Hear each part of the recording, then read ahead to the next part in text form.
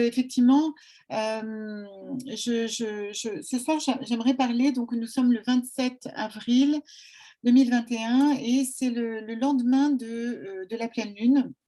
De la pleine lune, et cette pleine lune, elle était en Scorpion, et donc c'est vrai que ça nous transforme ça nous questionne au niveau de la mort. Et voilà, qu'est-ce que la mort? Pourquoi nous sommes là? Pourquoi la mort et la vie, hein, donc, hein, pourquoi nous sommes là? Qu'est-ce qui fait que on va rester plus qu'un autre? Qu'est-ce qui fait qu'on va être sur la terre? Voilà. Donc c'est très très important aujourd'hui de répondre sur ces questions-là intérieurement, tout un chacun, dans leur fort intérieur, dans leur intuition, je dirais même. C'est à ces endroits-là, dans leur fort intérieur, dans leur vibration profonde, dans leur flamme intérieure. Qu'est-ce que vous avez plus envie? Qu'est-ce que vous voulez de nouveau? Mais surtout, qu'est-ce que vous nourrissez aujourd'hui? Qu'est-ce qui vient à vous? Parce qu'en fait, on vient de passer la pleine lune. Alors, c'est très, très. La pleine lune, elle zoome, hein, toutes vos peurs, vos émotions profondes, toutes vos émois, toutes vos tristesses parfois. C'est toutes les émotions un peu boueuses qui ont été là depuis des années et qui sont peut-être parasites et qui sont pas là qui sont pas forcément positives en fait, hein, dans le mental, hein, parce que c'est le mental parfois qui juge, et le mental, il n'a pas toujours des conclusions très intéressantes, vraiment, hein. Voilà, comme je suis fatiguée aujourd'hui, etc. Le mental, il conclut des choses parce qu'il a été formaté à conclure. Maintenant, il a besoin d'être drivé, d'être transformé dans son processus dans notre processus de transformation. Et on peut essayer de l'utiliser pour pouvoir avancer et transformer notre espace présent, notre passé, notre futur aussi, hein. Si on transforme le présent, etc., notre façon de penser, eh ben, nous serons déjà plus à même d'être heureux dans notre espace.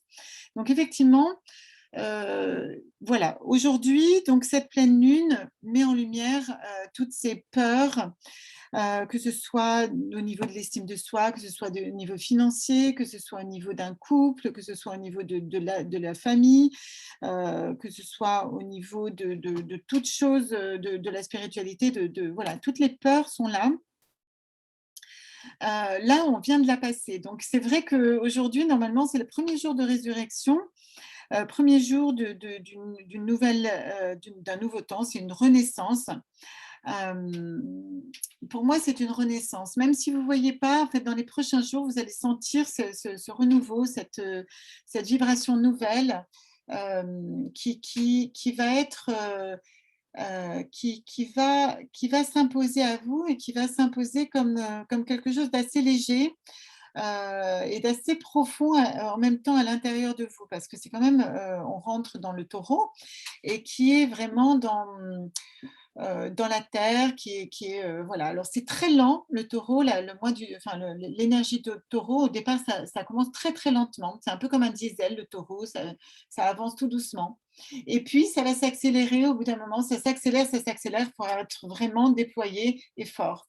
Donc je pense que c'est plutôt enfin, courant mai et voilà mi-mai, voilà jusqu'au 21 mai où on va se déployer et voir les choses qui sont vraiment dans la matière et nos futurs projets qui vont se mettre en place pour cette nouvelle année. Je dirais il y a aussi depuis le mois de janvier, février, il y a eu aussi dans ces courants toute la maladie, tout ce qui est le couple aussi ont été vraiment bougés et bousculés. L'idée du couple, la transformation du couple, etc. Et voilà, les ruptures, les rencontres, etc. ont été vraiment bousculées, ont été vraiment accélérantes et accélérées.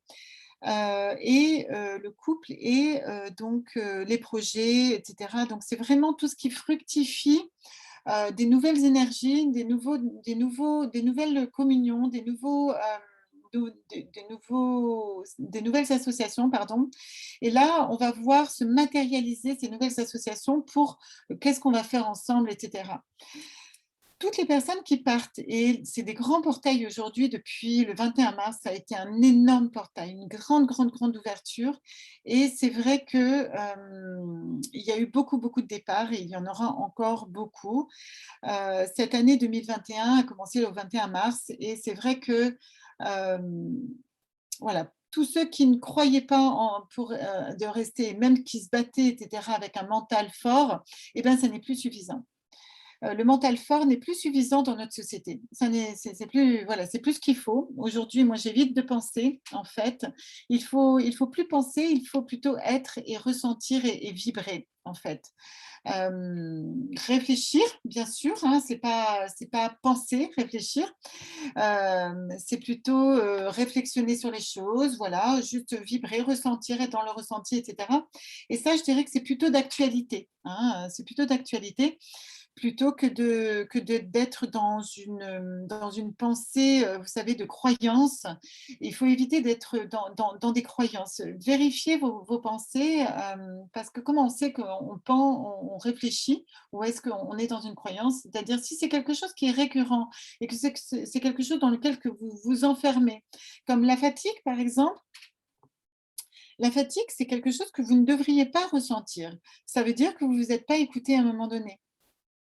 Une douleur pareille, une émotion un peu frustrée, et cetera, ça veut dire que vous vous êtes pas écouté. Donc il est vraiment, vraiment important d'être en cohérence avec vous. Donc je sais que tu l'es, Sabine, hein, je pense à toi par rapport à ce que tu as dit tout à l'heure vis-à-vis de tes lunes et de ce que tu... donc voilà, tu étais fatiguée, tu n'as pas pu prendre cet espace et que tu aurais aimé bien sûr que la société te reconnaisse au niveau de ton espace de protection et de vouloir avoir un temps pour toi. Mais celui-là, aujourd'hui, il t'est donné. Il t'est demandé à être en pleine responsabilité de ton énergie.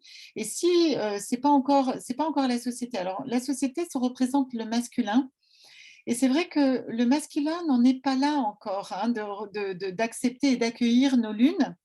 Et nous, les femmes, on a besoin de réaliser qu'est-ce que sont nos cycles, comment nous respecter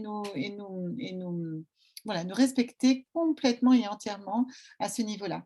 Donc, vraiment, c'est encore une fois, le cycle, c'est vraiment les bourgeons, la floraison, les récoltes et le repos.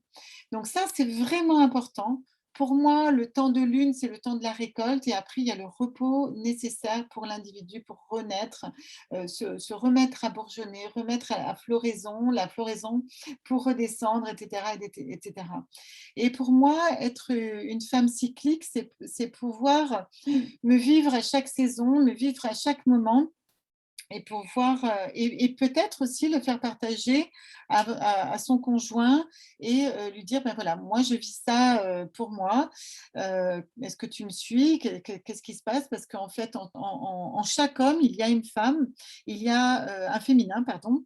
Il y a un féminin sacré et effectivement, le fait qu'il soit en résonance avec vous, il peut vivre aussi ça à l'intérieur de lui, son féminin, son cycle, cette sensibilité que nous avons à ce moment-là. Voilà, alors la femme est cyclique même quand elle est ménopausée, hein, lorsqu'elle vit cette fin d'un cycle lunaire, je veux dire au niveau d'un cycle de flux du sang mensuel, elle est quand même cyclique mensuellement. Et vous avez quand même, je suis sûre que les témoignages pourraient porter là-dessus, si mesdames, vous aviez un écrit tous les jours, etc., on pourrait voir ce cycle d'abondance se faire en fait aussi mensuellement, enfin tout au long de votre mois, etc., et tout au long de l'année, comme des saisons, comme les saisons. Donc la femme est profondément cyclique, mais l'écueil de ce monde, c'est que la femme n'a pas été bien sûr reconnue, mais c'est à elle aujourd'hui, c'est à nous et à toute chacune déjà de nous reconnaître dans ce cycle-là. Donc, bien sûr, je trouve que moi, j'avais mis dans cette renaissance les forces d'amour, les forces de joie, les forces tout court, les forces de vie. Et je trouve que c'est vrai, quand on est fatigué, c'est se ressourcer, demander à son corps de se ressourcer, Prendre ce temps, prendre cet espace. Parfois, il faut 5 minutes, 5, voilà, 10 minutes pour soi, pour se recentrer, pour demander à son corps, voilà, accorder cet espace pour soi, de renouvellement, voilà, mince, de retour à soi en tout cas et voilà, de renouvellement en soi en fait, hein, je sais plus ce que, hem de régénération, voilà ce que je cherchais. Donc cet espace de régénération en soi qui peut être activé par vous, par la pensée. Voilà, j'aimerais revenir sur la maladie un petit peu et l'injustice. Je sais que tu penses comme ça, Marie-Christine, mais c'est vrai que, aujourd'hui, il est vraiment important et ça j'aime le redire et c'est important qu'on se le redise ensemble, c'est qu'aujourd'hui, le jugement est divin et pas du tout de notre ressort. Une personne qui part, bien sûr qu'il faut faire son deuil, bien sûr que ça semble, injuste, mais ce n'est pas à nous de, juger, faire en sorte que, en fait, nous ne sommes pas dans ces lois en fait, ça n'est pas juste que la personne parte. La personne, qu'elle soit lumineuse ou terrible, il n'y a pas voilà, c'est son moment qu'elle a choisi elle pour partir.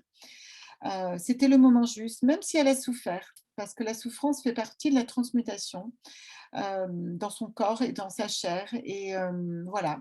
Maintenant, à vous de savoir si vous voulez souffrir dans vos vies ou pas, si vous voulez transmuter, si vous voulez, voilà, c'est à vous de tout au long de votre vie. Moi, je pense qu'on meurt comme on a vécu. Parfois, on a bloqué la souffrance en disant je ne la vivrai pas. Et bien sûr, à la fin, vous allez récupérer tout ça. Voilà l'équilibre de la vie. Et il y a toujours une justesse et une justice divine là-dedans qu'on ne conceptualise pas forcément tout de suite parce qu'on ne se connecte pas forcément au karma et au dharma de la personne qui vit ça, parce que nous, on est dans une relationnelle amicale et émotionnelle. Et ma foi, voilà, on ne comprend pas pourquoi toujours cette personne voilà, part. Et pour autant, il y a toujours une justice. Alors, ce n'est pas à nous de juger. J'aimerais que cette énergie soit remise à bonne place. Et voilà, donc ça, c'est vraiment en fait, voilà, heureuse que tu aies réussi à nous rejoindre. D'accord, donc Khadija est avec nous, super. Voilà, donc bienvenue Khadija. Donc voilà, donc c'est vrai que voilà, c'est important pour nous voilà, de ne pas juger, d'essayer de vraiment, enfin, de pas, c'est pas d'essayer, c'est de ne pas juger tout court. Ça n'est pas à nous de juger. Voilà, c'est ces moments-là, comme toute chose sur la terre, il y a un moment donné où il faut laisser faire. Il faut juste accueillir le moment présent. Alors bien sûr, quand on est dans un cycle comme ça, on est vraiment dans l'œil du cyclone. Là, n'oubliez pas de vous remettre dans cet œil du cyclone, sauf si vous avez besoin de travailler des choses en vous. Et apparemment, peut-être que Marie-Christine, c'est ça que tu dois travailler, c'est cette injustice, cette injustice qui t'a été peut-être faite dans des vies passées. Parce que c'est ça, au niveau du karma, qu'on a pu vivre et c'est ce qu'on n'accepte pas chez l'autre quand on le revit chez l'autre, etc. Donc ça, c'est vraiment important de le comprendre, de l'accepter aussi et de dire, bon, ok, bon, bah, j'accepte et j'aimerais bien demander à que